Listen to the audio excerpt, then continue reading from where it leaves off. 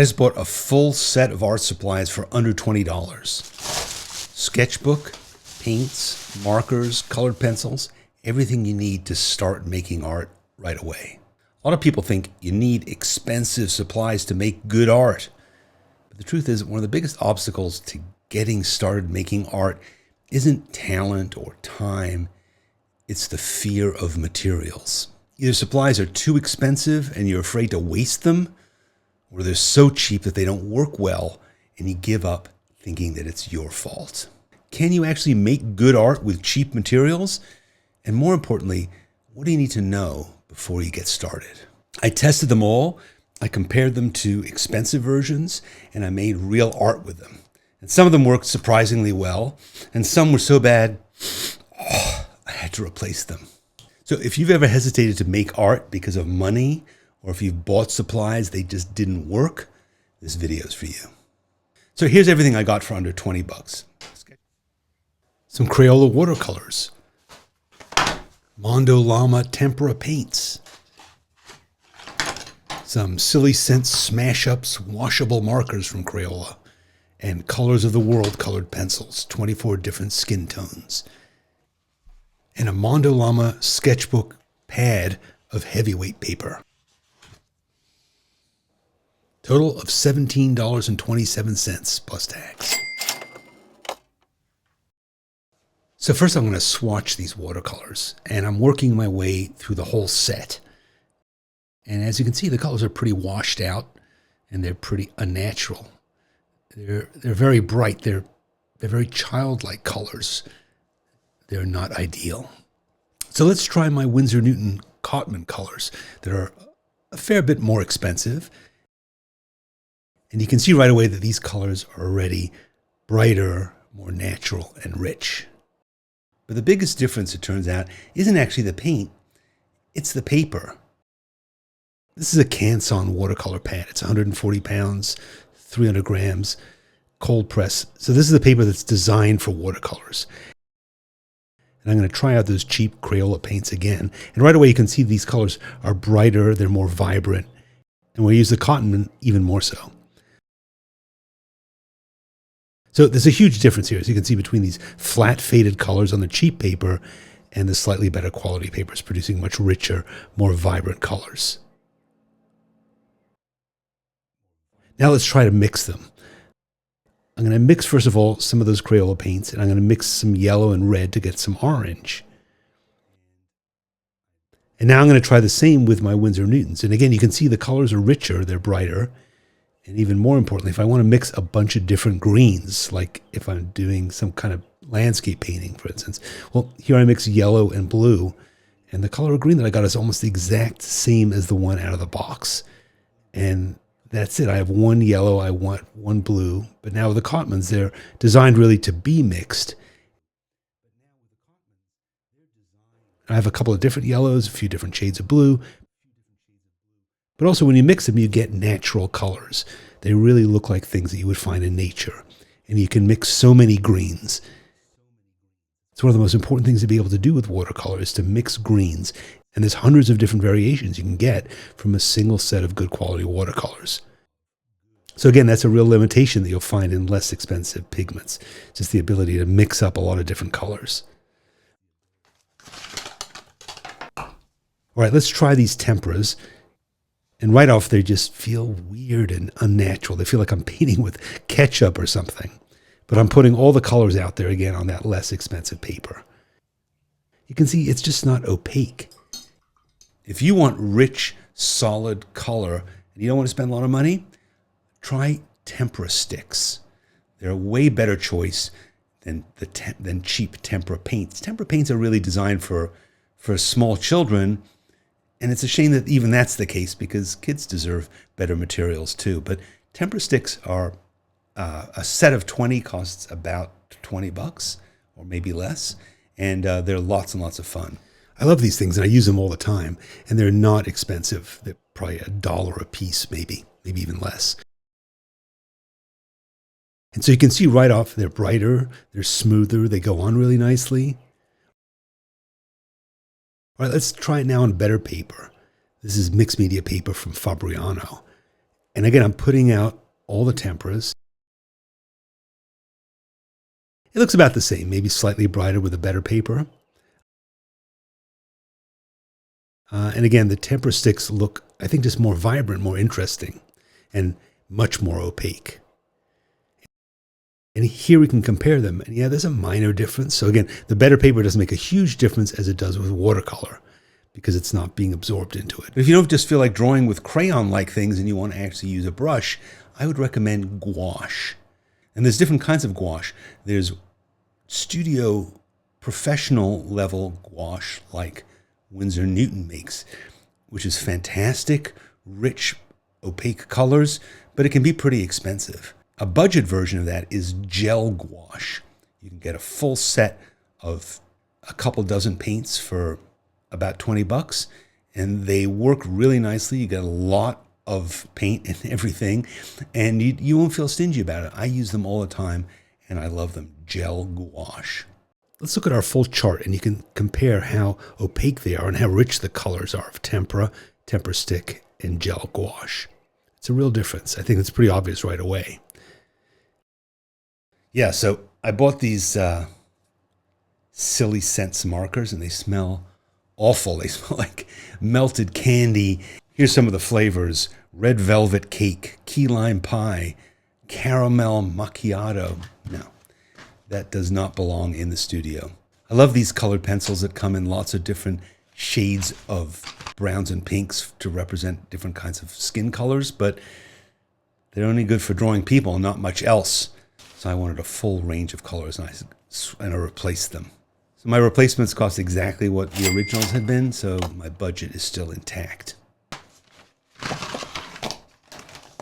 So let's swatch out these markers first. Pretty nice. The colors are pretty basic. You try them out in different kinds of paper, basically no difference. They're fine on the less expensive paper, and they don't even bleed through, which is nice because these are not alcohol markers. But I want to compare them with some expensive Winsor Newton markers, Pro markers. They come in lots of different colors. And as you can see, they're similar in terms of the vibrancy. There's not a huge difference there. They are, however, easier to blend, which is really important because it means that you can get gradations and you can also mix new colors. Try the same thing with the Crayolas, and it just doesn't really work. The Crayolas don't blend nicely together, and they really chew up the paper. This is not what they're designed for. Alcohol markers do, however, bleed through the page, which is something you might want to think about. Hey, they're made with reforested wood. Nice. They go in pretty nicely. Pretty rich. Full range of colors. Really anything that you could need. They don't erase well, though. That's generally true of colored pencils. It's very difficult to erase them. That's because they're made of wax, after all. They're not graphite. All right, now let's try them next to some Derwent Chromaflows. These are gorgeous, pretty expensive colored pencils. But look at how richly they go on, and look at how opaque these colors are. It can really make a difference having great colored pencils. But again, the budget ones are perfectly serviceable for most of the things that we're going to want to do. If your colored pencils break when you sharpen them, it may not be your pencils. It might be your sharpener. Get a special colored pencil sharpener, and it'll protect the wax that colored pencils are made out of and help you to get a good point. All right, we've done a lot of swatching and testing, but now let's try making some real art. I'm going to take some priceless masterpieces and I'm going to make them with $4 art supplies. All right, let's start with the Mona Lisa, probably the most famous picture in the world, and let's see whether my version of it stands up. Okay, I'm using these colored pencils, and they're working pretty great. I'm getting lots of different variations. I'm able to blend them. The colors are standing out nice and sharply. And there's just no real problem. Yeah, I'm pretty happy with them.